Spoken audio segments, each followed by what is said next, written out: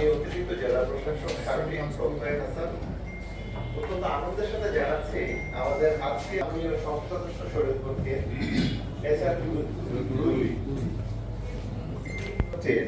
সম্মানিত সভাপতি হিসেবে উপস্থিত আছেন আমাদের সম্মানিত জেলা প্রশাসক মহোদয়, এছাড়া উপস্থিত আছেন আমাদের শরীয়তপুর সমাজ সফল অন্যান্য সকল স্তরের প্রতিনিধিবৃন্দ, আপনাদের সকলকে স্বাগত জানাই। তো প্রথমে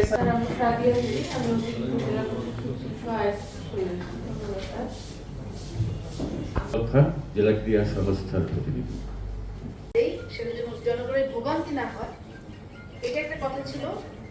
আর ছিল যে শিক্ষার মান আমরা করবো। আর ইম্পর্টেন্টটা হলো আমাদের মাদক।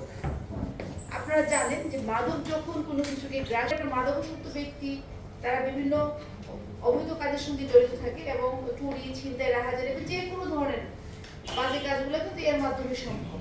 একটা জেলার সার্বিক পরিবেশ সুন্দর করতে গেলে কিন্তু এটা লাগে। ওনাদের এই যে চাওয়াটুকু, তো আমি ধন্যবাদ জানাচ্ছি আমার খুব আন্তরিকভাবে যে আমাদের শরীয়তপুর 2 আসনের মাননীয় সংসদ সদস্য জনাব মিয়া নুরুদ্দিন আহমেদ অপু, শরীয়তপুর 3 আসনের নির্বাচিত সংসদ সদস্য। ওনার সঙ্গে কথা হয়েছিল, ওনার 3 তারিখে উমরা যাওয়ার কথা। যাই হোক, উমরা হচ্ছে, যার কারণে ক্যান্সেল করেছে, কিন্তু উনি চেয়েছিলেন থাকতে। তো ওটার জন্য উনি বলেছেন যে আসলে আমি তো উমরায় যাবো, সেজন্য আমি শরীয়তপুর 1 আসনে সাইদ আহমদ আসলাম, উনিও বলেছেন যে ঠিক আছে এবার না থাকতে পারবো, পরে যখন আমরা করবো উনি থাকবেন। আমি ধন্যবাদ। কেন আমরা তো নর্মাল করছি, আমরা সেই কাজের মাধ্যমে তো মাদক নির্মূল করা যায়। স্পেশাল ড্রাইভ করবে, স্পেশাল ড্রাইভ এই জন্য আমরা যে কোনো জিনিস যখন আন্তরিকভাবে চাইবেন যে আমি আসলে এইটা কি টার্গেট, এই কাজের মাধ্যমে এটাকে আমি নির্মূল করে দিব অথবা নির্মূলের কাছাকাছি নিয়ে যাব, এই জিনিসটার জন্য কিন্তু স্পেশাল আমাদের এই প্ল্যান। সেই প্ল্যানটুকু সুন্দরভাবে আমি দেখেছি। আমরা ভিডিও প্রদর্শন করতে পারি, আমরা স্পোর্টস টুর্নামেন্ট আয়োজন করতে পারি। হ্যাঁ,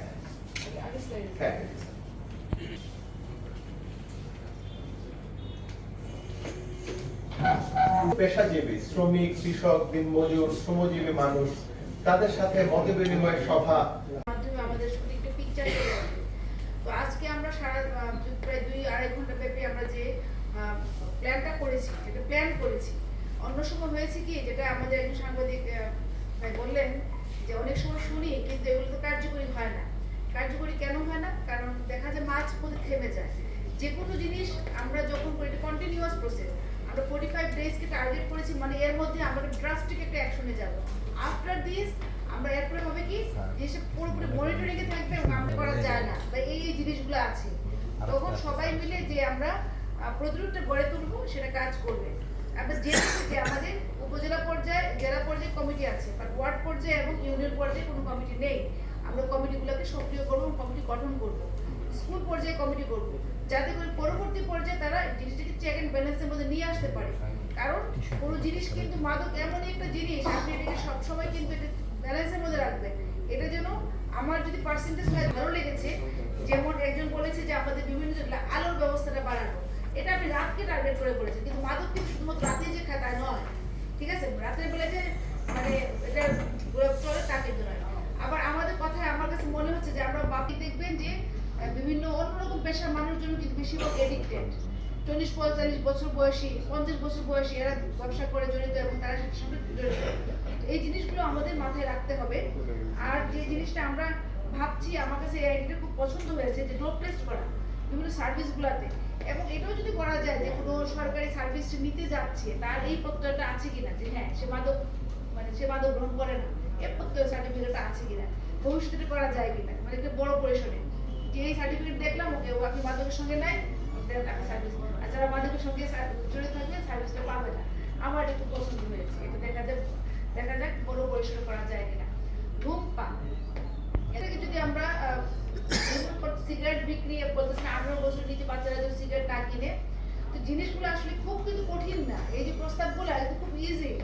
এবং পুলিশ যারা, আপনারা যে রাস্তায় যখন ই করেন, বাচ্চারা যারা বাইরে থাকে, অন্যরাও বলবো, আইন শৃঙ্খলা বাহিনীকে আমি স্পেশালি বলবো, বাচ্চারা যখন বাইরে থাকে তখন জিজ্ঞেস করা, বা এই স্কুলে আসে স্মোক যখন করে, বা কিছু বাচ্চাকে জিজ্ঞাসাবাদ করে ওর গার্ডিয়ানকে কল করা, তাহলে আমার মনে হয় যে এগুলো সেই সাহসটা তখন পাবে না।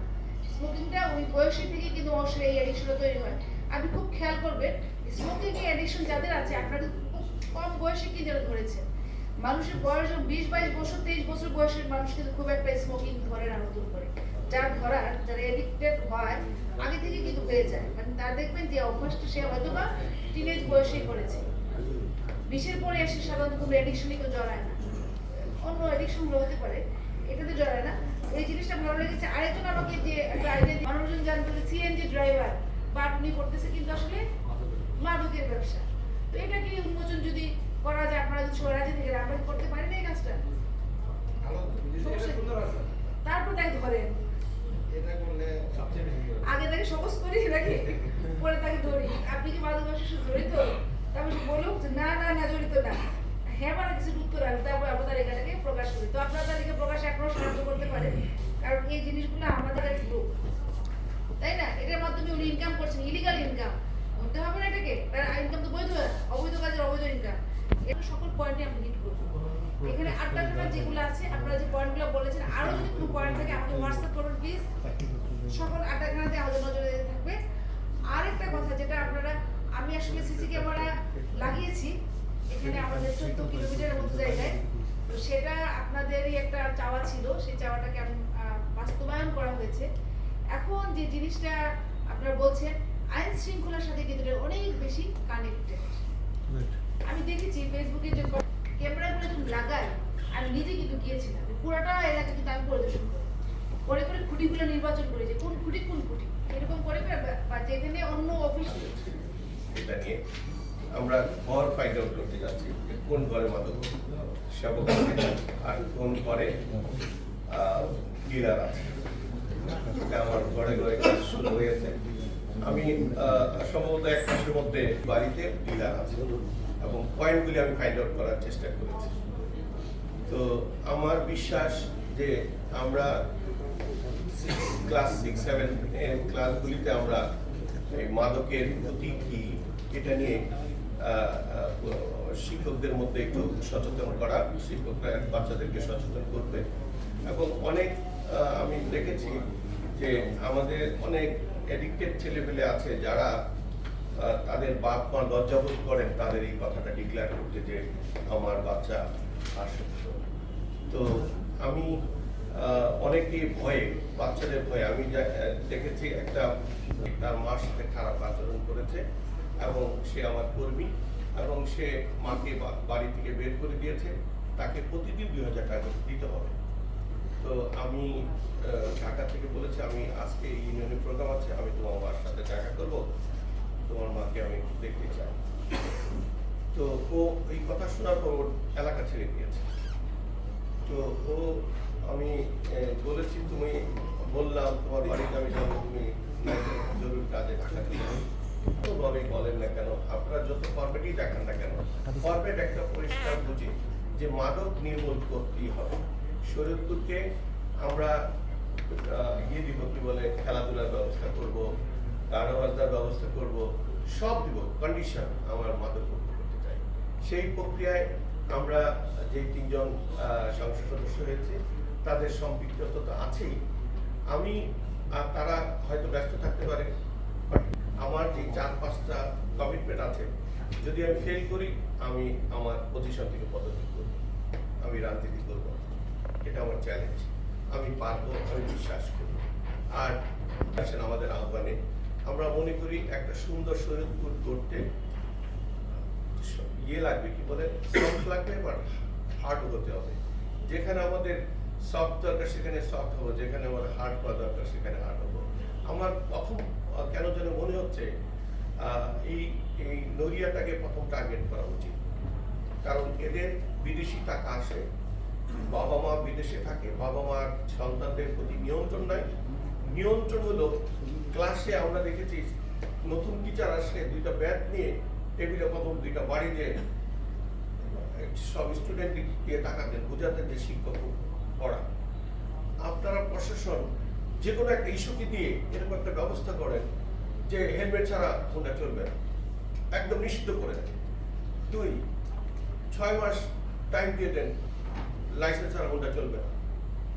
1 বছর টাইম দিয়ে দেন, বা 6 মাস টাইম দিয়ে দেন রেজিস্ট্রেশন, হুন্ডা রেজিস্ট্রেশন ছাড়া হুন্ডা এই শরীরপুর জেলায় চলবে না। আপনি মাদক পরিবহন করে হুন্ডা, এবং যেই ছেলেগুলির বাবা মা বিদেশে থাকে, অনেকেই, আমি ক্লেম করছি না, বা কিশোর গ্যাং, আমাদের শেখ সাহেব যেটা বুঝাতে চেয়েছে, কিশোর গ্যাং নামে, যেমন আমি দেখেছি, আমি রাত্র 1টার সময় আমি নিজে যখন গাড়ি চালিয়ে যাচ্ছি, নইলে গিয়ে 4-5টা হুন্ডা, এক একটা হুন্ডার মধ্যে 3 জন, বাচ্চাদের বয়স 12 থেকে 16, এর বেশি হবে। তারা দূরে এসে যখন আমাকে গ্লাস লক করছে, আমি গ্লাস খুলে যখন আমি আমার চেহারা দেখিয়েছি, তারা ঘুরে চলে যাচ্ছে। এবং এটা হয়তো আমি না হলে অন্যজন হলে কি হতো। এটা হলো নড়িয়া পৌরসভা থেকে চাকদা পর্যন্ত এই লম্বা জায়গা। এরকম যেমন আপনি বুড়িরহাটের পর থেকে বেদরগঞ্জ বাজার পর্যন্ত লম্বা একটা খালি জায়গা আছে, যেখানে দুপাশে বাড়িঘর নাই।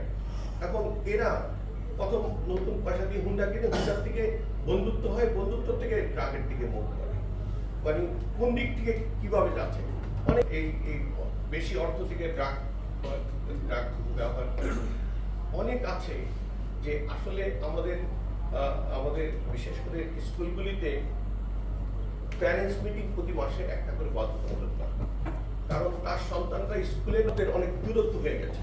আমরা বাবারা এক টেবিলে সন্তানদের নিয়ে ভাত খাচ্ছি। আমরা এই জিনিসটাকে আমরা খুব ভালোভাবে দেখা উচিত। অন্তত আমিও দেখেছি অনেকের সাথে কথা বলে, অনেক বাচ্চাদের সাথে কথা বলে দেখেছি, ওর বাবার সাথে কথা বলতে চায়, ওর বাবাকে পেতে চায়, কিন্তু ওর বাবার কর্মব্যস্ততার কারণে ওর বাবার সাথে কথা শেয়ার করতে পারে না, ওর মাকে পাচ্ছে না। ও একটা এমন বন্ধুর সাথে গিয়ে সক্ষত হয় যে বন্ধু এই ড্রাগসের সাথে ইনভলভ। আমরা সন্তানদেরকে সচেতনতার সাথে সাথে বাবা মাদেরকে সচেতন করতে হবে যে আপনার সন্তান সকাল থেকে রাত্র পর্যন্ত কলেজে যাচ্ছেন, রাত্র 8টা-9টার পরে তাদের বাইরে থাকার কোনো কারণ নাই। গার্ডিয়ানদেরকে সতর্ক করতে হবে যে আপনার সন্তান রাত্র 8টার সময় বাইরে কি করছে। এখানে শুধু ড্রাগস না, অনেক কিছু ফল করে দিলে একটা সমাজকে সচেতন করার পেছনে আপনার আইন শৃঙ্খলা সুন্দর হয়ে যাবে, ড্রাগস কন্ট্রোল হবে, আপনার এই এলাকাটা সুন্দর হয়ে যাবে। অনেক কিছু থেকে আমরা বিপদ মুক্ত থাকবো। তো আমার বিশ্বাস আজকের যে প্রস্তুতি, এটাই শেষ নয়, আজকে শুরু। আমরা বিশ্বাস করি আমাদের উদ্যোগ কাজে লাগবে। আমরা বিশ্বাস করি আমরা এই ড্রাগস নিয়ন্ত্রণ করতে পারবো, এবং আমরা সকলে আন্তরিকতার সাথে যদি আমরা কাজগুলি করি, আমার বিশ্বাস আমরা শরীয়তপুরকে মাদক মুক্ত করতে সক্ষম হব। আর সবাই সবার অবস্থান থেকে আগিয়ে আসবেন, এবং সবাই সবার প্রস্তুতি যেভাবে নিচ্ছেন, সবাইকে আমার অন্তর থেকে দোয়ার শুভেচ্ছা।